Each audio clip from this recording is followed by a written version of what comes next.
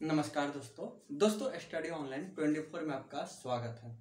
तो जैसा कि आप बोर्ड पे देख रहे हैं, यहाँ बिहार का मैप आपके लिए बना हुआ है, रफ मैप बनाया है ताकि आप लोगों को अच्छे से समझा सके। तो दोस्तों पिछले वीडियो में हम लोग बिहार की 2 नदियों को देख चुके थे। अभी हम लोग बिहार की नदियाँ फाइनल कर लेंगे और ये बिहार का भूगोल है। अब जिन दोस्तों को बीपीएससी बिहार एसआई देना हो उनके लिए ये वीडियो काफ़ी इम्पोर्टेंट होगा।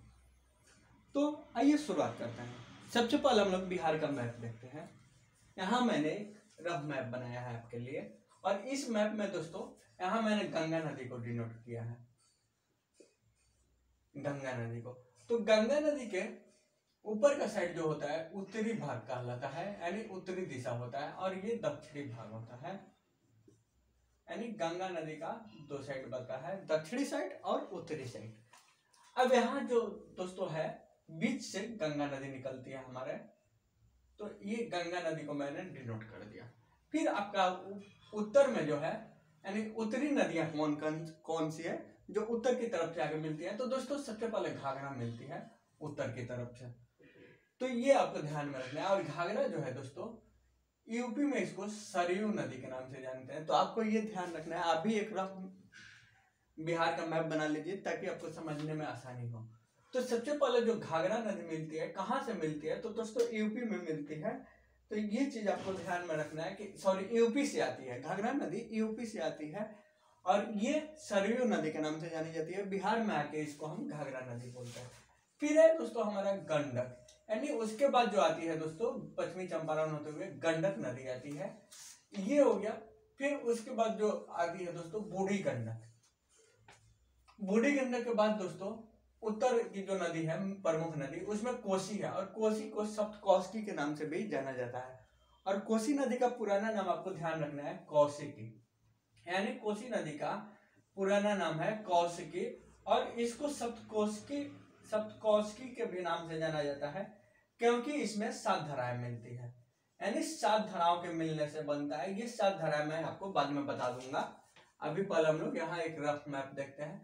तो ये जो कोसी है उसके बाद आती है दोस्तों महानंदा नदी, यानी सबसे लास्ट में महानंदा मिलती है जो प्रमुख नदी है।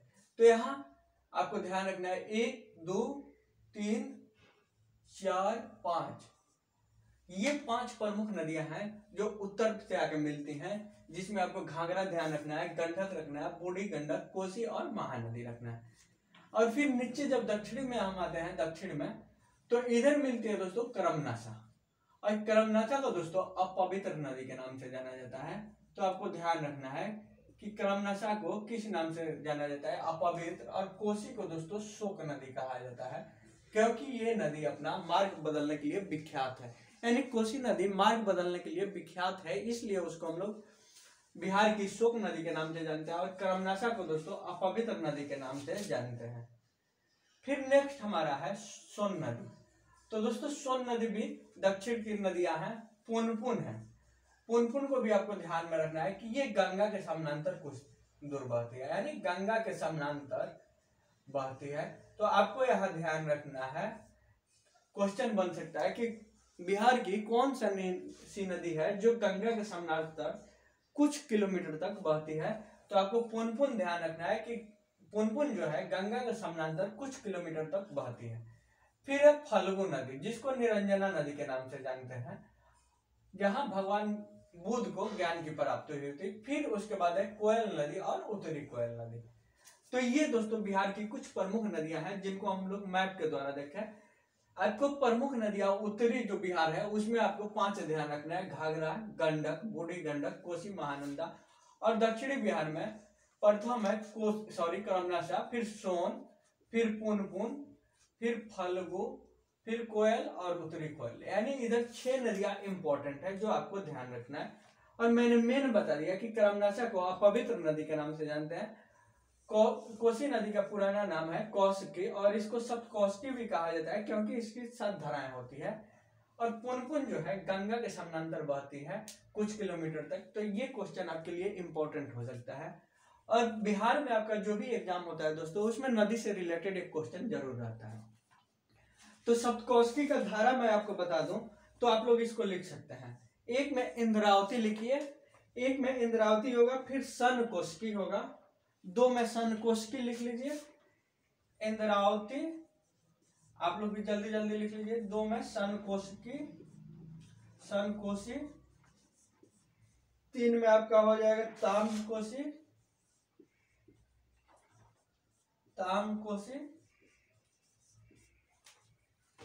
तीन नंबर आपका ताम कोसी हो जाएगा, चार नंबर लिखिए दूध कोसी, चार में दूध कोसी, पांच में आप लोग लिखिए दोस्तों अरुण कोसी, पांच अरुण कोसी, कोसी को अरुण के भी नाम से जाना जाता है, अरुण कोसी, छह लिच्छू कोसी, लिच्छू कोसी, और साथ में तामोर।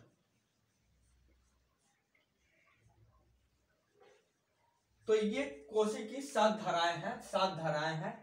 उन धाराओं का नाम है, प्रथम है इंद्रावती, सन कोसी, ताम कोसी, दूध कोसी, अरुण, लिच्छू कोसी और तामोर कोसी। तो ये चीज आपको ध्यान रखना है।